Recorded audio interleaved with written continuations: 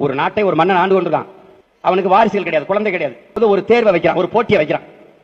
நாடெங்கிலும் தண்டோரா அறிவிக்கப்படுது, பறை அறிவிக்கப்படுது. இந்த நாடு இளவரசர் தேர்வு செய்யப்பட போறார். இந்த நாட்டை மன்னருக்கு பிறகு ஆள்வதற்கு ஒரு இளவரசரை மன்னர் தேர்வு செய்ய இருக்கிறார். அதற்கான போட்டி நடக்கிறது. எல்லோரும் அரண்மனை வாசலுக்கு வரவும் வந்துட்டான். எல்லாருக்கும் என்ன பண்றாரு?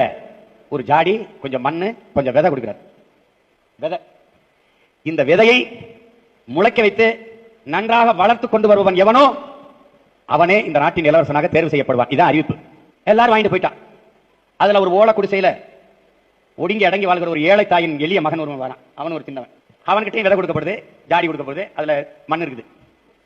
அந்த ஏழை தாயின் மகனும் தாயும் சேர்ந்து அவனுக்கு இன்னும் தினம் அதுக்கு விதையை ஊற்றி விதையை போட்டு தண்ணியை ஊற்றி ஊற்றி ஊற்றி ஊற்றி பார்க்குறான். அது முளைக்கவே இல்லை. அது முளைக்கவே இல்லை. அரசர் அறிவிச்ச நாள் வந்துருச்சு, செடியை கொண்டு ஒப்படைக்கணும். அந்த ஏழை தாயின் மகன் அழுறான். முளைக்கவே இல்லையே, நான் எப்படி போய் மன்னர் முகத்தில் முடிப்பேன், நான் எப்படி கொண்டு போவேன் அம்மா அப்படின்னு. நீ முயற்சி செய்தா இல்லையா மகனே, நீ தொடர்ந்து அதை முளைக்க வைக்க போராடினா இல்லையா மகனே, அதை போய் நீ மன்னர் இடத்துல சொல்லிட்டு வா, நீ கொண்டு போ, நீ போயிட்டு வா அப்படின்னு எல்லா பிள்ளைகளும் போகும்போது முளைக்காத அந்த சட்டியை தூக்கிட்டு அந்த ஏழை தாயின் மகனும் போறான். எல்லாரும் காட்டுறான், என் செடி இப்படி வளர்ந்துருக்கு பாருங்க, என் செடி என்னை தான் தெரிவு செய்ய போறார், நான் நல்லா உயரமா வளர்த்துட்டேன், என் செடி கொள்கொள்ளும் நல்லா பச்சையா இருக்கு, என்னை தான் தெரிவு செய்ய போறார் மன்னர் நினைச்சிருக்கான். மன்னர் என்ன பண்றாரு? எல்லாரையும் நகர்த்தி நகர்த்தி விடுறாரு. கடைசியா முளைக்காத ஒரு சட்டியை கொண்டுட்டு வர்றான். மன்னா, நான் பெருமுயற்சி எடுத்தேன், காலை மாலை இருவேளையும் இதுக்கு தண்ணீர் வைத்தேன், இதுக்கு உரம் வைத்தேன், தண்ணீர் விட்டேன், ஆனாலும் இந்த சட்டியில் இந்த விதை முளைக்கவே இல்லையே மன்னா, நான் என்ன செய்யறதுன்னு சொல்றான். அப்படியே அவனை இருக கட்டி பிடிச்சு இந்த நாட்டிற்கு இளவரசன் கிடைத்து விட்டான்னு அவனை தூக்குறாரு. எல்லாரும் கேட்கிற, எல்லா முளைக்கவே இல்லை, வெறுஞ்சட்டி வச்சிருக்கிறோட போய் கட்டி பிடிக்கிறா அப்படின்னு. அவர் மன்னர் சொல்றாரு, நீங்கள் எல்லோரும் ஏமாற்றுக்காரர்கள், இவன் ஒருவன் மட்டும்தான் உண்மையானவன். ஏனென்றால் நான் உங்களுக்கு கொடுத்த விதைகள் எல்லாம் அவித்த விதைகள், அது எப்படி முளைக்கும்? நீங்க எல்லா பயிலும் வேற விதையை போட்டு முளைக்க வச்சு கொண்டு வந்துட்டீங்க அயோக்கிய பயிர்களா பதவிக்காக. அவன் உண்மையை வந்து சொன்னான், இவன் தான் அந்த நாட்டின் இளவரசன். ஒரு நாட்டுல ஒரு ராஜா தனக்கு பக்கபலமா இருக்கிறதுக்காக, கூட துணையா இருக்கிறதுக்காக ஒரு தளபதியை தேடுறாரு. சரியான தகுதிகளோட ஒரு 10 பேர் செலக்ட் ஆகுறாங்க. ஆனா அதுல ஒருத்தர் மட்டும் தான் செலக்ட் பண்ணணும்.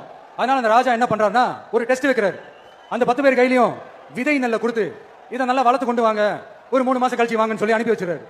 3 மாசம் கழிச்சு வரும்போது அதுல ஒருத்தர் ஆள் உயரத்துக்கு வளர்த்திருந்தாரு, ஒருத்தர் தோல் உயரத்துக்கு வளர்த்திருந்தாரு. அதுல ஒரு 9 பேரும் நல்லா வளர்த்து கொண்டு வந்திருந்தாங்க. ஒருத்தர் மட்டும் வெறும் தொட்டியோடவே வந்தாரு. என்னன்னு கேட்டதுக்கு, நானும் தண்ணி ஊத்தி ஊத்தி பாக்குறேன், உரம் வச்சு பாக்குறேன், வளரவே மாட்டேங்குது ராஜா, என்ன பண்றதுன்னு தெரியலன்னு சொன்னதுக்கு ராஜா அவரை கட்டி அணைச்சிக்கிட்டு, இனிமே நீதான் என்னுடைய தளபதி, எல்லா அதிகாரமும் உனக்கு தான் சொன்னாரு. ஏன்னா அந்த 10 பேர் கையிலையும் ராஜா கொடுத்தது அவித்த விதை நெல், அது முளைக்கவே முளைக்காது.